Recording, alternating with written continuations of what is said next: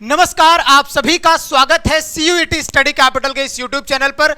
आप सभी को एक लेटेस्ट इंफॉर्मेशन देने के लिए मैं यहां पे आया हूं कि आपकी जो ऑफिशियल डेट शीट है वो अनाउंस हो चुकी है। कौन कौन से सब्जेक्ट का एग्जाम होने वाला है ऑफलाइन मोड में और कौन से सब्जेक्ट का एग्जाम होगा ऑनलाइन मोड में, सारा डिटेल आपको आज मैं बताने वाला हूं। और साथ में एनटीए का जो ये फैसला है कि स्पेसिफिक एक सब्जेक्ट का ऑफलाइन एग्जाम करा दिया जाए, स्पेसिफिक एक सब्जेक्ट का ऑनलाइन एग्जाम करा दिया जाए, इसमें क्या हमारे लिए फायदा रहने वाला है, क्या नुकसान रहने वाला है, क्या ये फैसला सही है या गलत है, इसका भी एनालिसिस हम लोग इस वीडियो में करने वाले हैं। और एक महत्वपूर्ण बात ये मैं बताऊंगा आज कि कई सारे स्टूडेंट्स होते हैं जो कि ऑनलाइन एग्जाम में कंफर्टेबल होते हैं, कई सारे स्टूडेंट होते हैं जो सिर्फ और सिर्फ ऑफलाइन एग्जाम में कंफर्टेबल होते हैं। तो पहले मैं आपको दिखाऊंगा कि कौन कौन सा एग्जाम हो रहा है ऑफलाइन में, कौन कौन सा है ऑनलाइन में। उसके बाद इसका ब्यौरा हम लोग देखेंगे कि किस तरीके से ऑनलाइन एग्जाम में एक तरफे बच्चों को भेज दिए गए हैं और ऑफलाइन एग्जाम में एक तरफे बच्चों को भेज दिए गए हैं।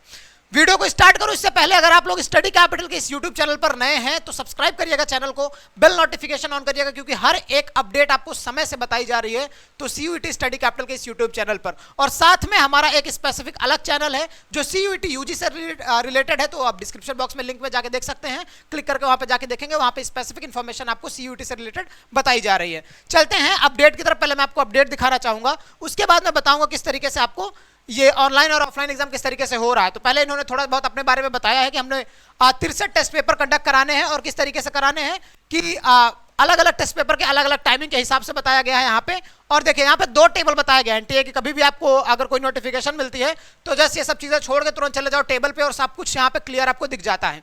क्या दिखा है यहाँ पे कि schedule for test paper to be conducted in paper and pen paper offline mode पे, यानी कि हाइब्रिड मोड में एग्जाम कराने के नाम पे इन्होंने स्पेसिफिक कैटेगरी ही अलग कर दी है कि कुछ सब्जेक्ट के सिर्फ ऑफलाइन एग्जाम होंगे और कुछ के सिर्फ ऑनलाइन एग्जाम होंगे। यहाँ पे आप देख सकते हैं कि 15 मई को पहला एग्जाम है, यानी कि 15 से 24 मई के बीच में सारा एग्जाम कंडक्ट कराया जा रहा है।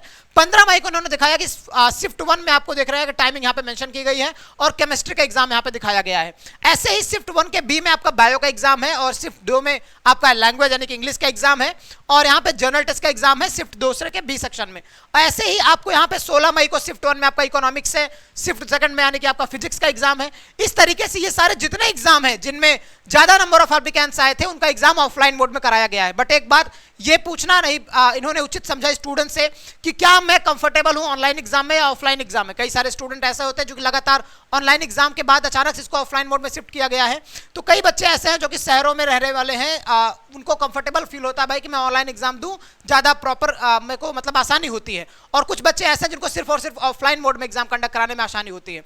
इन्होंने सिर्फ और सिर्फ क्या किया, ऑफलाइन मोड में एग्जाम कंडक्ट करा दिया। एनटीए के इस फायदे के बारे में भी अगर मैं बात करूं आपको तो इसमें फायदा यह है एनटीए का कि आपको नॉर्मलाइजेशन हटा दिया गया है। आपके इस यानी कि पेपर में आपका अब नॉर्मलाइजेशन नहीं रहेगा, सिर्फ एक टाइम पे एक सब्जेक्ट का एग्जाम हर एक शहर में, इंडिया के शहर में, आउट ऑफ इंडिया में भी हर जगह पे एक ही समय पे आपका एग्जाम कंडक्ट कराया जा रहा होगा।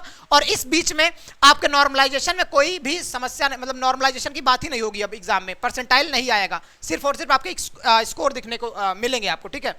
अब अगर मैं आगे आपको दिखाऊं तो एनेक्सर 2 में आपको यहां पे दिखाया गया कि ये सारे ऑनलाइन एग्जाम होने वाले हैं। ऑनलाइन एग्जाम में मैं बताऊं संख्या की बात करें तो बहुत कम संख्या है जो ऑनलाइन एग्जाम में आपकी पार्टिसिपेट कर रहे होंगे। आपको यहां पे दिखा दे कि हर एक लैंग्वेज है जो कि बहुत कम बच्चे पार्टिसिपेट करते हैं सारे लैंग्वेजेस में, ठीक है। तो इन सारे का एग्जाम जो होने वाला है, यानी कि 3 डेट को, कौन कौन सा डेट है वो 21, 22 और 24 मई को वो डेट है जब आपका ऑनलाइन एग्जाम होने वाला है। और एक चीज स्पेसिफिक इसमें मेंशन की गई है कि जिसमें नंबर ऑफ एप्लीकेंट्स ज्यादा थे वो ऑफलाइन, जिसमें नहीं थे नंबर ऑफ एप्लीकेंट्स कम थे वो ऑनलाइन एग्जाम होने वाला है। चलिए आगे मैं आपको थोड़ा सा इस पे ब्रीफ एनालिसिस बताना चाहूंगा। देखो ऑफलाइन एग्जाम सिर्फ और सिर्फ एक सब्जेक्ट का एक दिन में हर एक समय पे, यानी एक समय पे पूरे इंडिया में एग्जाम जो कराया जा रहा है, इसके पीछे का फायदा एनटीए का ये रहा है कि उसको अब नॉर्मलाइजेशन का झंझट नहीं पालना होगा।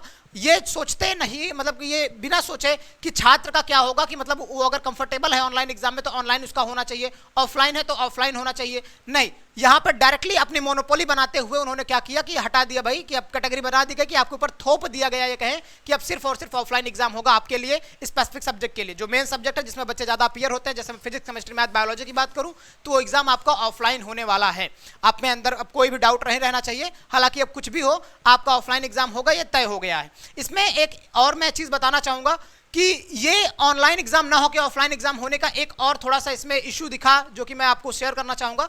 वो इशू ये है कि पेपर लेवल में जिस तरीके से डिफिकल्टीज आती हैं, जैसे कुछ बच्चे होते हैं जो डिफिकल्ट क्वेश्चन पहले अटेम्प्ट कर देते हैं, यानी कि कुछ बच्चे होते हैं जो इजी क्वेश्चन अटेम्प्ट कर लेते हैं, कुछ बच्चे डिफिकल्ट क्वेश्चन अटेम्प्ट करते हैं, तो उनमें अब स्कोर आपका इक्वल रहने की वजह से आपका स्कोर भी इक्वल हो जाएगा। लेकिन नॉर्मलाइजेशन में यही चीज होती थी कि जिसका डिफिकल्ट एग्जाम, यानी कि जिस बच्चे ने डिफिकल्ट क्वेश्चन को अटेम्प्ट किया है, उसका नॉर्मलाइजेशन में क्वेश्चन बढ़ जाता था, क्योंकि यही होता है परसेंटाइल का मतलब मामला। परसेंटाइल में ही बच्चे जो अच्छे बच्चे होते हैं, जो क्वेश्चन अच्छे अटेम्प्ट किए होते हैं, उनका वेटेज बढ़ जाता है, और जो मतलब बिलो एवरेज वाले क्वेश्चन अटेम्प्ट करते हैं उनके मतलब स्कोर में कमी आती है।